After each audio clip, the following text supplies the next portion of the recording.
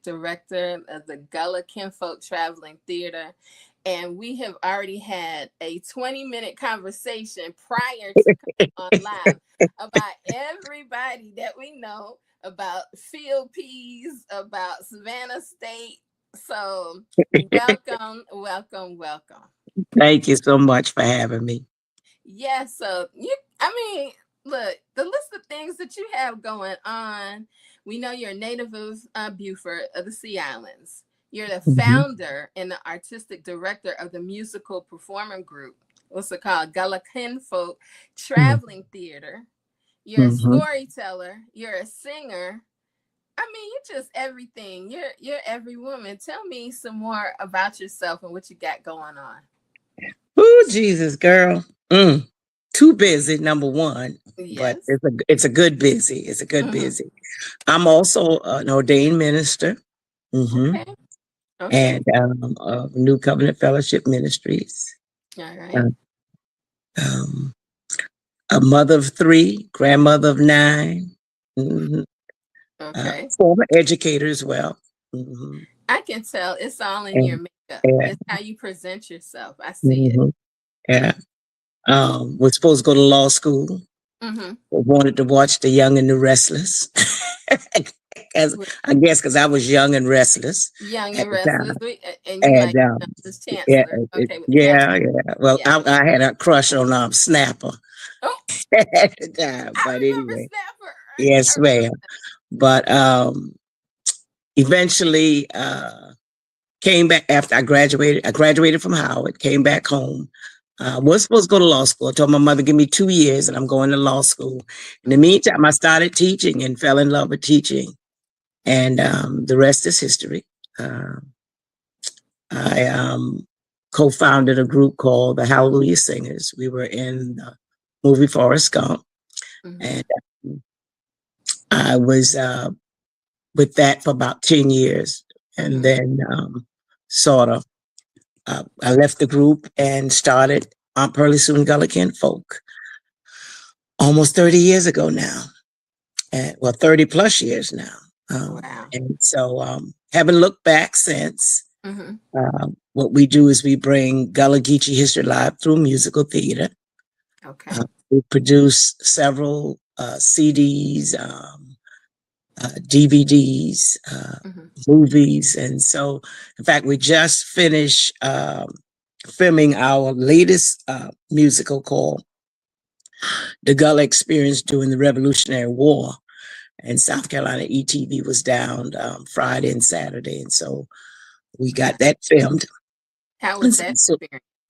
It went well. And so they have to go through the editing process and all that kind of stuff. So we'll know, I guess, in about a couple of months when it'll actually be up for folks to view. Okay. So, God has been blessing. And so we're grateful. We're grateful. We had an opportunity in 2019 to go to Sierra Leone, and we did a documentary over there with South Carolina ETV called Gullah Roots. And that's, oh my God, that has been broadcasted all over the world. I think showing the connection, showing the connections to the Gullah Geechee people in Sierra Leone being our direct ancestral link to Africa. So God has, like I said, He has just allowed things to happen that I could have never imagined having an opportunity to do. And so we get to tell our story, our way. Yes. For everybody. Very important. Yeah, right. And so, for a long time, our audience didn't look like me. My audience didn't look like me at all. Right. Because we had been taught for so long to be ashamed and to hate our own culture. So it had to be an unteaching, then a reteaching for us to really appreciate the value of our Gullah Geechee roots. And I was fortunate that I grew up in a family that we were never taught to be ashamed of it, but to embrace it, to love it, to showcase it, to be very proud of it. And so my parents were very involved in the civil rights movement. So I'm Black and I'm proud was all in my veins from birth until now. So my grandmother, we watched Tyler Perry and played Medea. My grandmother was a real Medea.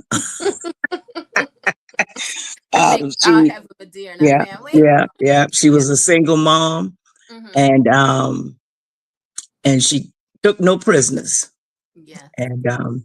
and so yeah, and so I've been fortunate in that way to have that legacy of ancestral pride, and not in an arrogant, haughty, prideful way, but Hmm. just to appreciate the strength of our people going through the struggles, but giving up was never an option. No, Failure was never an option. no, And so, not at.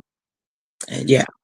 I think Mhm, what I love about what you're doing is that you teach about the strength of our people. mhm, You teach about not only what we went through, what we're still going through now, and how we mhm, are still persevering. I think that it's interesting that what you're doing is about the last Christmas before the Civil War. And I think that that's something that people would not have really thought about. mhm, And I'm glad that you're shining a light upon that. mhm, Um, mhm, I think when I was looking, it says the Christmas wish was freedom. And then mhm, that kind of goes into watch night, which a lot of mhm. people do Right, not know about. right. So it's you're bringing the culture, you're bringing the history, but you're also bringing it in a way where people enjoy seeing it as well. Mhm, mhm, Especially through song, through our beautiful language. mhm, Bless you. mhm, Because when I was coming up, when you spoke Gullah, when you spoke Geechee, when you spoke, oh, you're splitting verbs, you're doing this, you're doing that, and it was frowned upon. oh, But yes.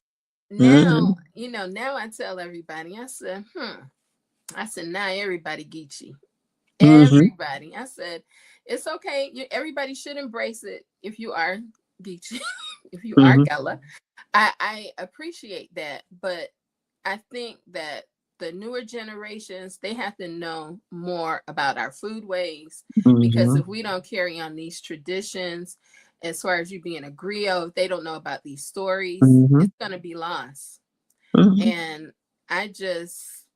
I'm so thankful that you're here. Your group is just able to, take this further. But I mhm. do have one question. I hear that y'all do a rice cook-off. Tell me Yes, about ma'am. Yes, that. we do. That's dear to my heart. Oh yeah. Oh yeah.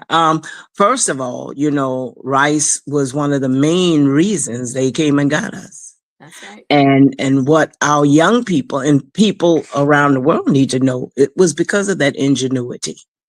And it took a lot of skills to be able to produce rice in the amounts that was produced on these plantations in South Carolina, that Mm-hmm. made the plantation owners in South Carolina, rice plantation owners, some of the richest and wealthiest people during that pre-Revolutionary War period. So much so, the rice itself was worth its weight in gold. Carolina And Gold. so when you put the wealth that was produced on those rice plantations here in South Carolina, Mm-hmm. that wealth was greater than the other wealth that the other 12 original colonies put together. That's a lot of rice, And that's a lot of money. a lot of And money. And it it's took a lot of money to be a had. lot of us to Yes. produce. And you're talking about taking swampland that was looked at as wasteland and Mm-hmm. turning those swamplands into gold mines, Right. and having to clear that property off by hand. You didn't Mm-hmm. have no modern day cranes, um, what's called backhoes or anything like Right. that. This was Right. all done by hand, sweat, and tears, Yeah. I with got. water moccasins and alligators, mosquitoes, Yeah. marsh rats, all of that. In the midst of all of that, they Yes. were able to take and clear off acres and acres and acres of swampland, then build those dike systems that would be able to dry when you needed it to be dry, to hold the water Mm-hmm. back, when you Mm-hmm. needed it to be flooded, to let the gates open to flood. It had to be a certain uh, salt levels. And so you had to Yes. have that that what they call the trumpman that would be able to taste that water to see if it was too salty or not salty enough, because a whole crop could be ruined. Could be So, ruined. and that those were specialized skills. And so they paid a higher price to bring us in from places like Sierra Leone because we were masters there. And so they were specific about where they wanted us to come from because they wanted us to have those specialized skills. So when they start talking about America, making America great again, really? Right. But you want to send us all back? Right. We are the greatness of America. Right. So yeah. As far as rice, I got a chance last year to go to Riceboro during that Midway, and Okay. I got a chance to pick some rice at Mr. Fleming's farm through Chef BJ Dennis. Okay. That's my buddy. That's my little fella. We call My each place other. son. Yes. Yeah. So I got a chance to go down there, and when I tell you the emotions that I had in that rice field, because I said, Lord, my ancestors were out here toiling, and I had on rubber boots. So they didn't have all of that. I had on protective gear. I had gloves. I was, when I think about what they did to plant all of that rice out there, and like you said, the engineering process, because you can't just throw some rice out there and it grows. It's just something to make you think, something to make you proud, and something to remember. I brought quite a few home, and I gave some to my nieces and nephews because I was like, look, this is where we come from. Do you understand that? So it's just something that rice is something else. Okra. Okra. Yeah, okra. We brought those seeds. We brought those seeds on the slave ships. Yeah. Yes.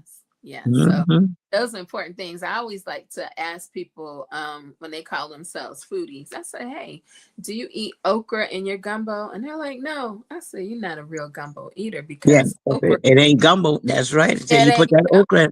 Until you put the okra in it. So that's always a little thing that I say in jest, but I do firmly believe that. So I am gonna come to y'all's rice cook-off because I want to taste it all. Like, we know that jollof rice is the mother of all red rice. So, and we know other places have cook-offs. So I'm always down for a good rice cook-off. You will see my face in the place. And Amadou will be there. He, in fact, when I met Amadou back in 2000, let me see, 2006. Part of the Native Islanders celebration on Hilton Head, in February. They have a whole month-long celebration. Okay. And Amadou was one of the panelists on this panel for the African diaspora. And I came to open up the event with storytelling and song and a little history. And he and I started talking. And so we exchanged numbers, and I said to him, you need to come to our Christmas and and he said, I'll be there in November. I said, November? He said, yeah. He said, I'm coming. He said, do you know Joe Apollo? I said, sure, I know Joe Apollo. Well, Joe Apollo is a white anthropologist who had done a lot of studying and helped to make the connection between Sierra Leone and especially South Carolina and Sierra Leone Islands. So anyway, we got to talk and exchange numbers. And maybe about 2-3 months later, at that time, my grandson was 2 and his sister was 5, and they were fighting over my cell phone and accidentally called Amadou. And so I hung the phone up. I had a flip phone, so I just closed it, once, not realizing that they had called somebody. And so the telephone rings up. Did somebody just dial my number? And it was Amadou. And we started talking again. And they came here to St. Helena. And that first, and he had put out the clarion call, and maybe about 200 Sierra Leoneans from all over the United States. And Charlie Hefner, who's like the counterpart of what I do here, who's from Sierra Leone, he was also brought in. And what we planned, and it was after we started talking about the rice connection, we were going to do this rice luncheon. as part of, and it was Penn Heritage Day celebration in November. Mm-hmm. And so they brought in women to do the jollof rice, and we had our local Gullah women doing the red rice. Right. And it was such an awesome experience to see that so many of the same ingredients were used. You know, God loves playing dot to dot. He loves connecting dots. Yeah. And so it has just been such a tremendous bond between us and Sierra Leone from, you know, even beyond, you know, we knew that there was a connection, but that sort of solidified that rice, something as simple as rice, solidified that bond and let us know that we are really, really family in so many ways. Food really connects us, and so it really does. You know, I think I was reading a book that was called The Rice Connection, and it's just amazing to me how, just like you said, the similarities in how they cook the rice, the dish, the red rice, the ingredients, and I mean it to me is, I don't want to say it's just crazy, but look at how that tradition has just come down. Just that one thing with rice. I tell you, you can't say you had a rice experience in South Carolina or Georgia if you don't have a little red rice. That part. And I think I was telling you before we got on air, because I do like cultural classes. Yeah, and I said, wait a minute, y'all can't cook a pot of dry white rice. That is what you have to do. You got that. That's your rite of passage. Right. And to me too, because I have a lot of people, they're like, well, I can't get this red rice. I can't get it. I said, it's a learned dish. You don't make it right the first time. You got to mess it up a couple of times. That's right. That's right. And and I personally put mine in the oven. My mama sometimes put hers on the stove, but we also know about the little trick with the paper bag on, under the lid. So it's different things, but what I love is just, teaching that part, making it fun, but keeping the traditions going. And it seems like that's part of your love too. Oh yeah. I started cooking. I think I was about 3 is the earliest I can remember cooking with my grandmother. She had a 3-legged stool in her kitchen. And I guess I might have been maybe about 4 or 5 when she started me with frying chicken. I'd been stirring pots prior to that. And it was in the summertime because her birthday was in June. So, and her kitchen ceiling was the lowest ceiling in her house. So you can just imagine. And she had a gas cooking stove, and she also had her wood burning cooking stove in her kitchen. And so, so I was standing on her stool frying, and I can see the cast iron frying pan now with the pieces of chicken in it. And I was standing and just under, just my panties because it was so hot. And I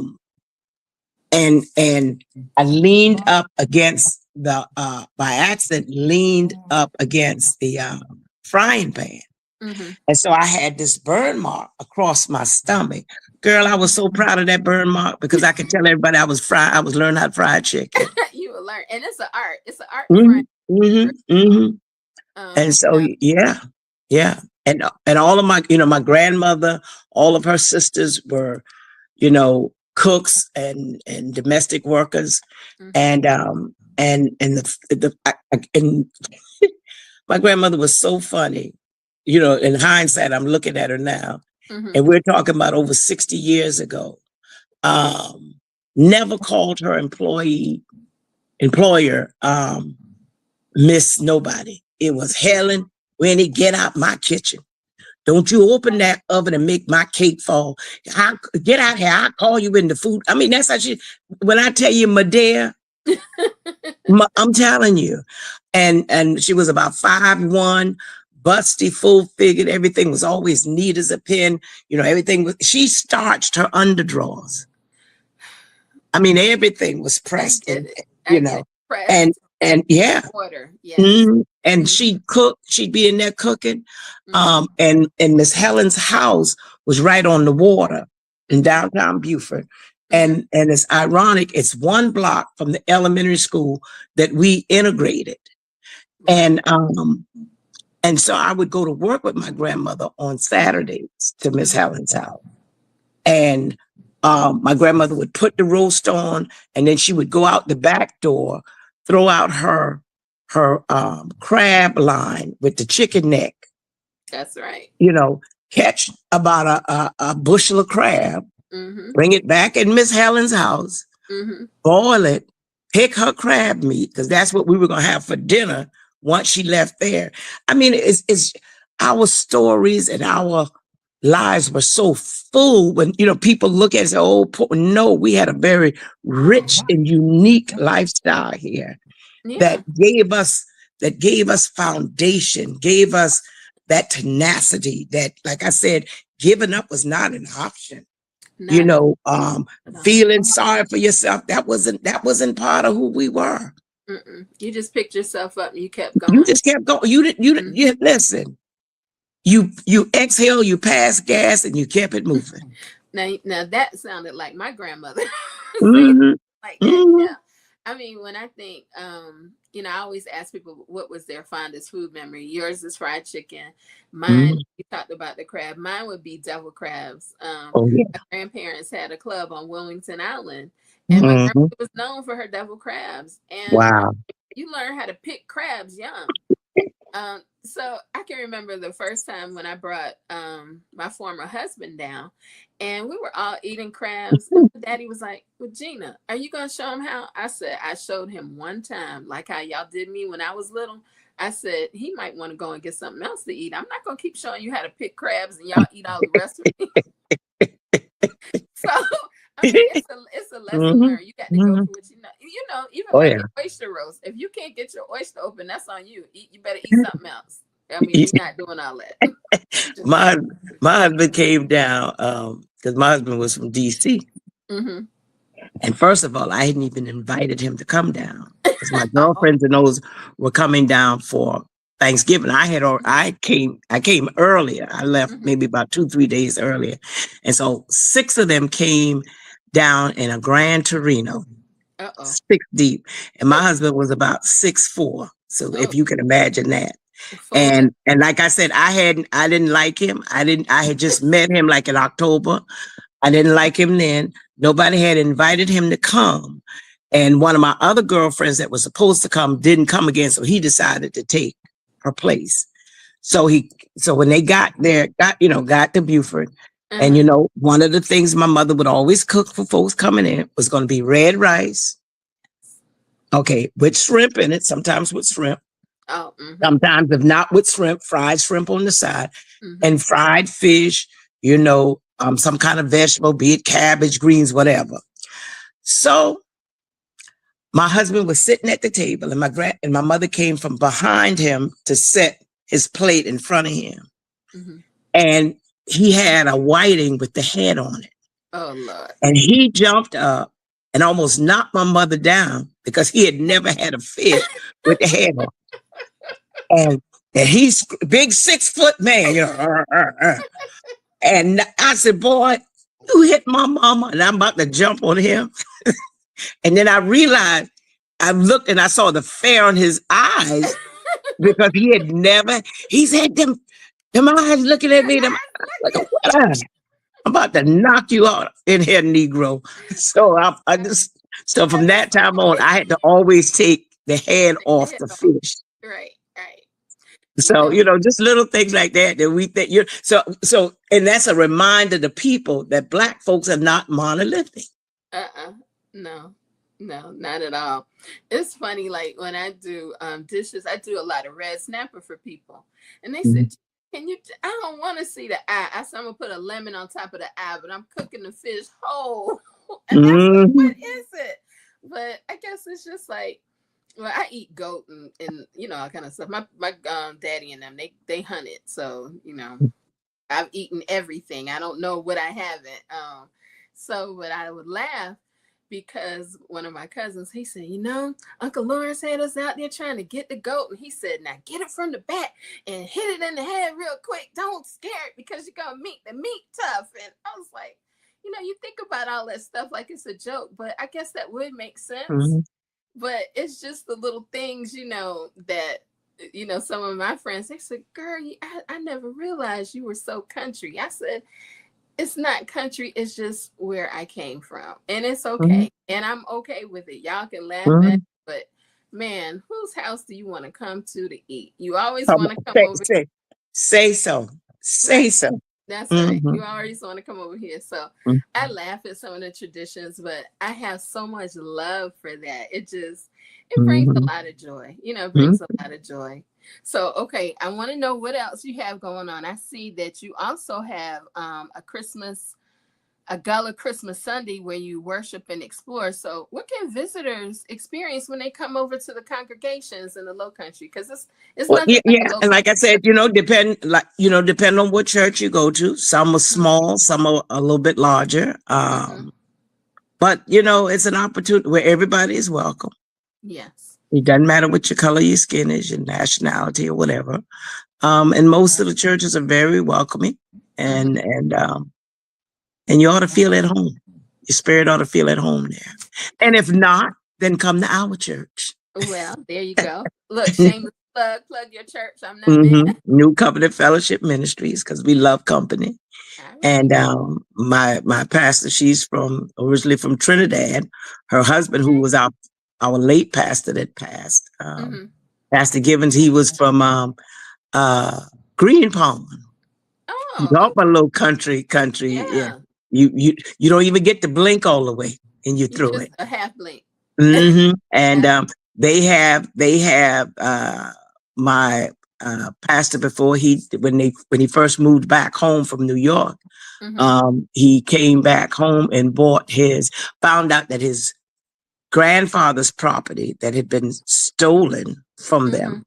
Mm. It was 500 acres that was purchased right right after the Civil War by his great great grandfather, Mm-hmm. um, and was passed down to his grandfather. The grandfather couldn't read or write very well, Mm-hmm. and was working for this white man. Was giving the white man the money to pay the taxes on his property. Of course, he didn't do that. Didn't pay it in his name anyway, and eventually stole the 500 acres. So when my pastor's father was dying, he Mm-hmm. decided to move back home to Green Pond in Colleton County, which is right, the next county right above Beaufort County. Mm-hmm. And found out that the 500 acres was up for sale by the bank. Somehow the bank had gotten possession of it. And he went there to get some information on purchasing it, and found out that it was another 1,000 acres that was also Oh my uh, goodness. connected to that. He said, well, I want all 1,500 acres. Mm-hmm. And he said, I'm going to pay for it in 90 days. And the banker sort of smirked and said, well, okay, you have to put X amount of dollars down for deposit. And if Mm-hmm. you don't, we get to keep the deposit. I said, no problem. You'll have your money before 90 days. Mm-hmm. And so my pastor said when he got on the property, he heard the voice of God, the Lord say, walk, what do you see? He was walking the property. He said, what do you see? And Mm-hmm. he said, I see trees. And the voice said, the gold is in the land. He said, Lord, what do you mean? He said, look again, look and see, what do you see? He said, I see trees. He said, harvest 50 acres of your trees and pay for your property. And in less than 90 days, he had paid for it totally, 1,500 acres. And that property has the railroad tracks, Amtrak railroad tracks run through the property. Mm-hmm. It has 2 cell towers on it that even though he's been deceased almost 10 years, his children, his grandchildren, great grandchildren will be making money off of that because Generation. those generational wealth. Mm-hmm. Um, it's also hunting clubs come on there to hunt. That's just how Mm-hmm. large it is. It Mm-hmm. has about 4 ponds on it. It has a gator pond, a bass pond, a catfish pond, My um, God. just an amazing history, you know, um, and his great grandfather, the one that originally purchased his gravesite is on there, and he was part of the U.S. colored troops. So it's so much history, So much.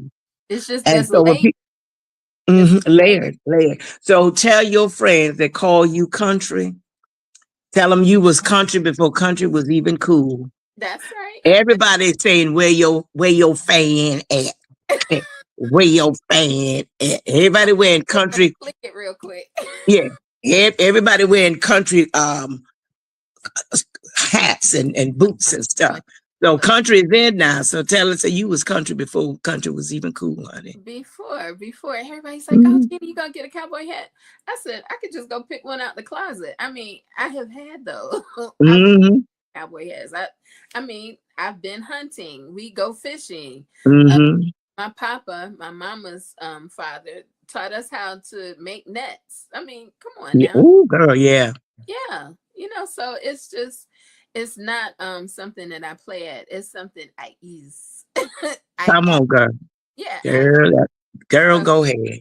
And see, yeah. that's like, and every time I think of myself, my grandmother, because she used to make the shrimp nets and the crab nets, Mm-hmm. and even when she died January the 2nd, Mm-hmm. and she had, you know how they put the nail in the dough jam, the Mm-hmm. hole, and the nail was still there with a partially made net. Oh, And so, yeah, she did that. She mm-hmm. did all her jams. She didn't buy jellies and stuff. She Yes. made all of her jams, all her preserves. Because in her backyard, she had like about 3 or 4 pomegranate trees, Ugh, fig that's so trees, good. Yeah, um, figs. Yeah, my uh, grandmother had pear figs. trees, plum trees, all that was in her backyard. Mm-hmm.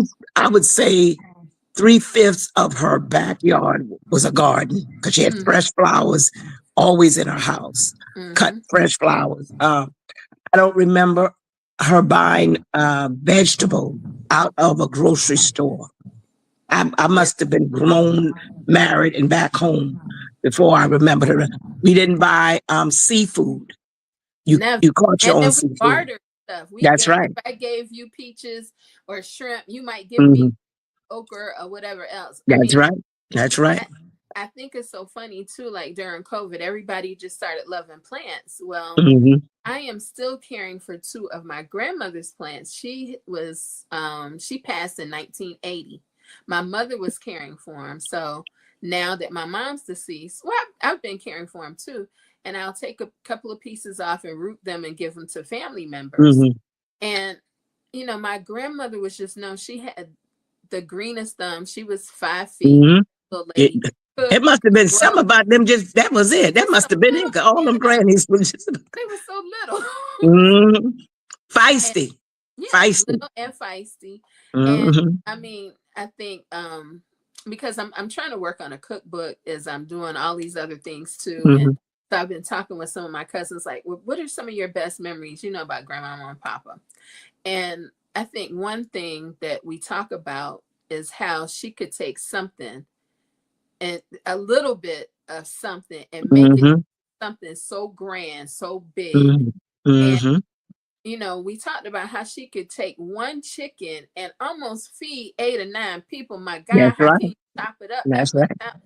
That brown stewed chicken, Hmm. you might Hmm. have it over rice. The next day for breakfast, you had it with grits. Go You know, ahead. Uh-huh. so it was that kind of stuff. It was that you had buttered bread at every meal, and we had sliced tomatoes and onions at every meal. You had a plate, and that's what you had. And I think back now, I said, well, I guess it was to stretch stuff out, but it was also people were working harder. It was more physical, so you had to have your vegetables. You needed that little starch, that extra starch. And my papa said it wasn't a meal unless you had rice. So That's yeah, we right. got rice for breakfast. Hmm. Hmm. That's what we do. So Yeah. it's the things that what I want to convey too is we don't have to always have stuff.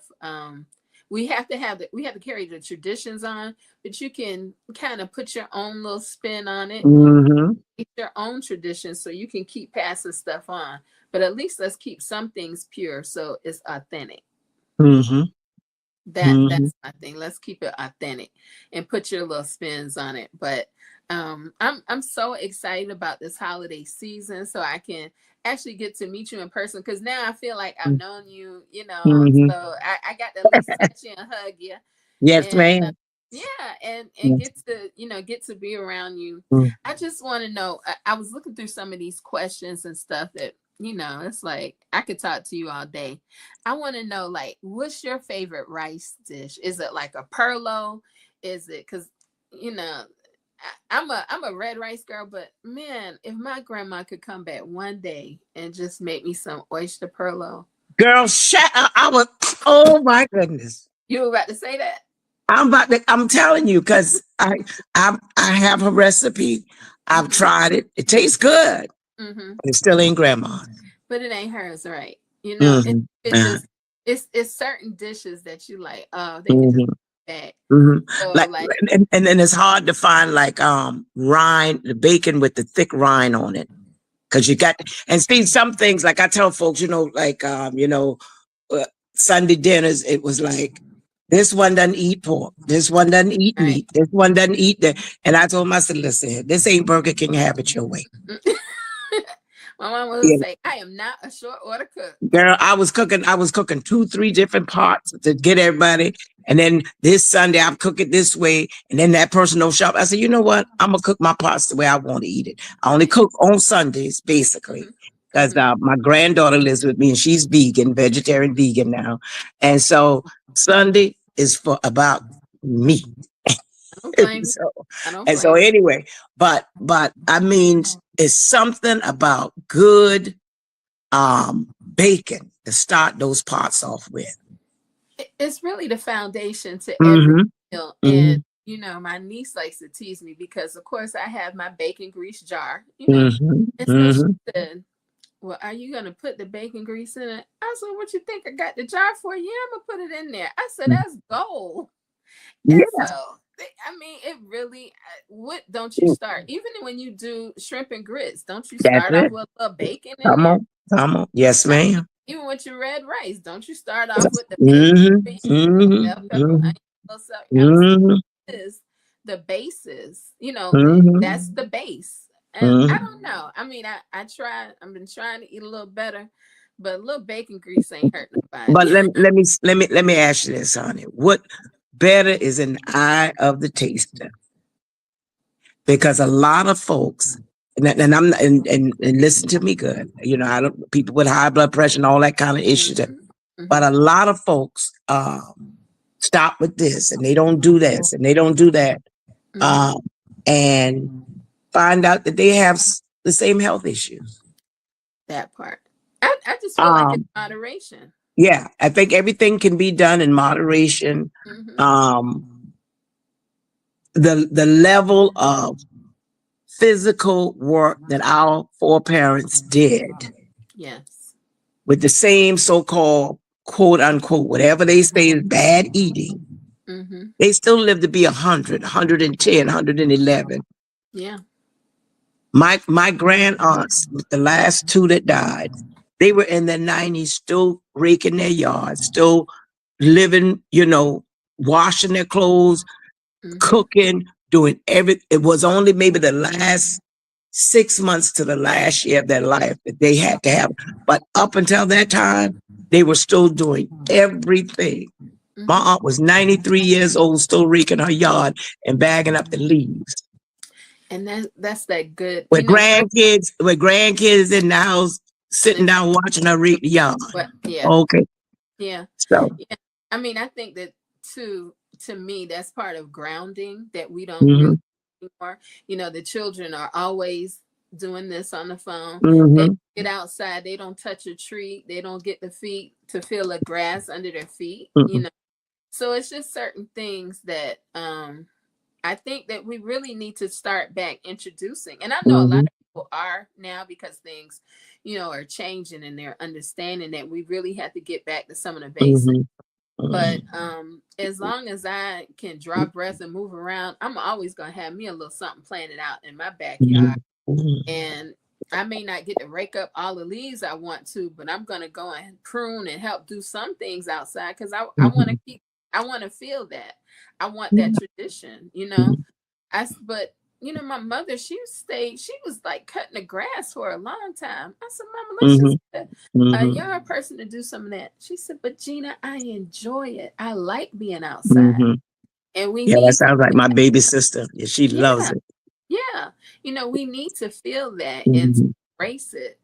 I just I think what I really want to start doing is I did some cooking classes with children, and just the joy that they have because so many people are not teaching their children just how to set a table, how to even boil an egg. We take things for granted. And I have a friend, and he's like, "Well, are you gonna really videotape yourself scrambling an egg?" I said, "Do you remember the first time you scrambled an egg?" Well, no. I said, some people don't know how. So yeah, I'm gonna video everything.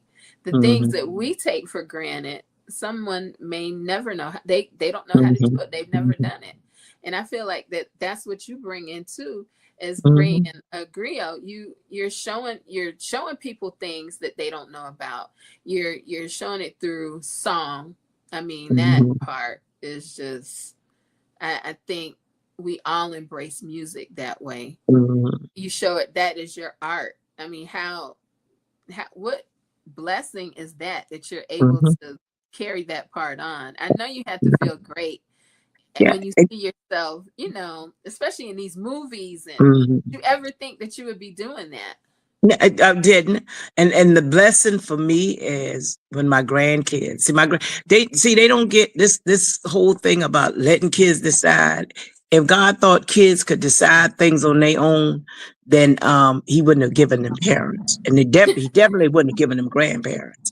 They And definitely. so, you know, all of my grandkids, my kids, but especially my grandkids, they all started on stage with me from embryo state. And so just on, like I said, Saturday, when we were filming, I had two of my grands and my nephew, the one that dad just passed. He's 17, and one of my grandsons that's 17 and one that's 12. They were part of the film, you know. So for me, it was great that we were able, but the fact that they were in there. So my 12-year-old grandson, because he was on what they call fall break. So he was with me this weekend. So when we went to rehearsal on Friday night and we were coming back, he said, Grandma, he said, when we get ready to do the Christmas show, I want a speaking part too. I said, you want a speaking part? He said, yeah. I said, guess what? Grandma gonna write you a speaking part. He's 12. You know, and so my 17-year-old, who's real cool and everything, and I told they live in Brunswick, so I told my daughter, I said, I need him here, you know, Saturday morning. We're gonna be filming and blah blah blah. And he came right in. I told him because his older brother was supposed to play the African warrior, but he ended up having to work special shift. So he wasn't able to come. So JJ, I said, JJ, go in there. I said, here's your costume, put it on. We talking about this is 8:30 in the morning. He putting on his costume. He knew exactly what to do because they had been watching the African warrior scene since they've been embryos. So he knew exactly what to do to get on stage. Because I tell him, I don't want you playing a part. I want you to become that African warrior. Become that, right. And when I tell you, you have to, you know, you guarding the king, you're guarding the queen, you got the dancers, you are the men, you are the war. Immediately went into that scene. And then my nephew came into the rehearsal on Monday because he had sort of taken an absence from the group for about a year. And the young man that was supposed to play the scene ended up having to take care. He's the sole caretaker for his mother and father.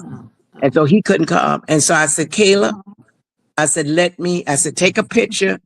This is what you're going to do. I said, it's a letter to the master. So you don't have to memorize it, just like you would be reading a letter to your master. Right. That's what he got it on Friday night. Guess what? Saturday we recorded it. And so they've embraced the history. They know the importance of the history. And so when I say to my 7-year, I said, "Would you?" He said, "Grandma, I liked it." And see, a year ago, that same 17-year-old was playing who was Andrew Young. And one of the plays that's called The Dreamers, the story of Robert Smalls and MLK. And so they know. And if I call, I say, "Hey, I need you to do this. I need you to play this part. I need you to be this." It's no question. It's no, "Grandma, I don't want to do it." We don't get to say, "Grandma, I don't want to do it." No. And I mean, so I think the part that is so great, they actually, because we don't come here to when you are no longer here and you're an ancestor, they can look back, they can see it, and then they can see that they were a part of it. That's and right. To me, that's what makes it, all the more special. Okay, so last thing I just want to know, is there anything else that you would like to tell everybody about what your next appearance or what you have going on? What would you like to share as we Well, the whole weekend is called the Sea Island Gullah Christmas Celebration. It starts that Thursday on December 4th. We start with the symposium of the cultural symposium again with the connections to Sierra Leone and the Gullah Geechee people, rerouted, remembered, reassembled. And Amadou Masali, who, like I said, has been that, what do you call himself? The African diaspora scavenger. He's been going all over the world, connecting these different pieces of our stories. And he'll share some of that with you. And also we'll have some Sweetgrass Basket artists there doing demonstrations. So that's Thursday during the day. And also, in between that ending and the show that opens up that night at 7, you can take a Gullah tour, because we'll have that set up as well. And then on Friday, that's on Thursday. So like I said, and what date is that? That's December 4th. Okay. So that's the symposium in the morning. Symposium is free and open to the public. Okay. And then Thursday night is the opening night of Christmas Wish Freedom. Okay. Like I said, it's a full stage musical. We have about 40 people on stage. And what we do is we bring to life that last Christmas before the Civil War.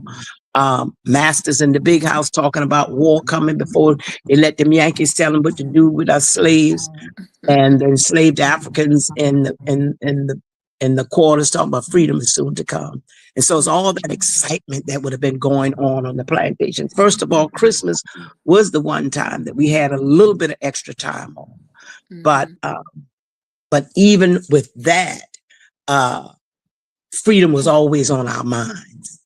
And so you had an opportunity to escape because it was so much things going on. So escaping, getting married, sneaking to learn how to read and write because of all the excitement and the masters drinking and the overseer drinking even more liquor than what he had stolen earlier. So all of that's going on. So all that comes alive on stage through music and dance and monologue. And then on Friday, they bust in students from the different schools to come in and see an abbreviated version of the play. So we do 3 school shows that morning. And again, the tours are going on throughout the day. And then Friday night, the full stage again with Gullah Marketplace. So we have arts and craft vendors that set up their wear. And then all of that's at USC Beaufort campus at the Center for the Arts. And then on Saturday, everything moves down to the waterfront park. And that kicks off at 11. Live entertainment on stage, food vendors, arts and craft vendors, Kitty Village. So while that's going on, we have the rice cook-off. There's a site that's off at the Beaufort County Black Chamber where the different contestants go in there and prepare the rice. So they have from 8 o'clock in the morning to 12. They have 4 hours to prepare the rice. Okay. And that pot of rice that they're preparing is the rice that they have to prepare right there is what's going to be judged. They can bring with them samples of up to feed up to about 100 people to taste. Okay. They can bring that already prepaid, Okay. pre-prepared, but the actual rice that's going to be judged by the judges have to be prepared right there on site. 12 o'clock, So it you can't moves. get your aunt to make it and then try and That's pass it off right. to your aunt. That's right. That's right. So that's why starting last year, we made everybody prepared the part that's going to be judged by the judges because it's $3,000 first prize, Wait a minute, 2,000 I might second. have to get in the rice cook-off. Yes, Hold up. ma'am. No. It's $3,000 first prize. Second prize is 2,000. Third prize is 1,000. This year we have a children's division. Oh, that is great. We have a children's division this year. So first prize is 500, then 300, 200, and then $100 for People's Choice. And the People's Choice for the adult division is 500. So everything is a blind tasting. You choose what rice dish you want to make. So like the first year, this is going to be our 5th year doing this. The first year, I think red rice won the first year. Peas and rice won the second year. A seafood rice won the third year. I can't remember what won last year. And we'll see what's going to be the big winner for this year. So we're excited about that. And that's a lot to be excited. That's a full schedule. I mean, y'all have a lot of great things. Yeah, and we'll be live streaming the cooking from the by Facebook. So you could see, you think on the Food Network channel, and so I'm excited about that. And then like I said, 1 o'clock the tasting starts with the People's Choice, and then at 3 o'clock the judges start tasting that part of it, and then at by 4 o'clock we announce the winners and they get their checks. Yeah, so we're excited. And so BJ Dennis will be there as our celebrity guest chef there. And so I'm excited. So and then after we finish up with that at 5:30, the boat parade right there at the waterfront, so you can stay right there, and the boat parade comes right there in front of you. And then the next day, we have the church services, and after that at 3 o'clock the annual Christmas parade. And the Beaufort County Black Chamber has a family day with Black Santa and food vendors and cupcakes and stuff like that at the Black Chamber. And you can step out on the sidewalk and view the parade as it passed by. So it's a full weekend starting from Thursday through Sunday. Okay. Well, make sure that we get the information so that we can share it, with our followers too. Yeah, we will. Make sure that it is a big success. I want to thank you for coming on. Yes. I can't wait to see you in Beaufort. Although I don't know. I had to meet you in Savannah, Beaufort, wherever you are. I'm gonna meet you and I'm gonna see you. Come on. We can sit down. Well, whenever you come to Savannah, you have to come over. Well, you come on. In fact, the 17th of this month, we're gonna have. Our office space is on the 3rd floor at the Beaufort County Black Chamber of Commerce building. And I'm also on the board of the chamber. And we have a grant through the Mellon Foundation. And this grant is called the Grace Initiative, which is, Gullah restoration, preserving the history, the culture, preserving the land. And so our first event is going to be the 17th and the 18th, and Amadou Masali will be coming to share his new books. And name. I think I met him. You probably he's been everywhere. Amadou has been everywhere. He calls himself the first self-proclaimed Gullah Geechee Sierra Leonean African man. So he is somebody special. You know, when you were saying the name, I was like, I think I've met him. I think I was doing a something at Bilo in Beaufort or Bluffton, whichever one y'all have. Yeah. And I think he had a setup there. And it was I did some seafood rice and all kind of stuff. And I remember the guy gave me a Sierra Leone flag and like a bracelet. I'm telling you, I think I wonder if that was John Kamara. That might have been oh, John no, Kamara. okay, yeah, I think that might have been him. But it's just like, That's my little brother, John Kamara. yeah, I was like, wait a minute, some of these names Yeah. are kind of Yeah. similar. John. That was it. When you said the flag, that was The John. flag, that was him. Okay. See, I Yeah, was that was like, wait a John. minute, all of this is kind of familiar. Mm-hmm. But we thank you so much Okay. for coming on, and you will see me soon. Okay, baby girl. All right. Thank you. That's a promise. Let's make it happen. It's gonna happen. God bless you. God bless you exceedingly abundantly above all you can ask, think, or even imagine. In the name of El Shaddai, the God of more than enough. Amen. Amen. I wish the same. Mhm. Thank you. Thank you. Thank you so much. Bye-bye. Bye-bye.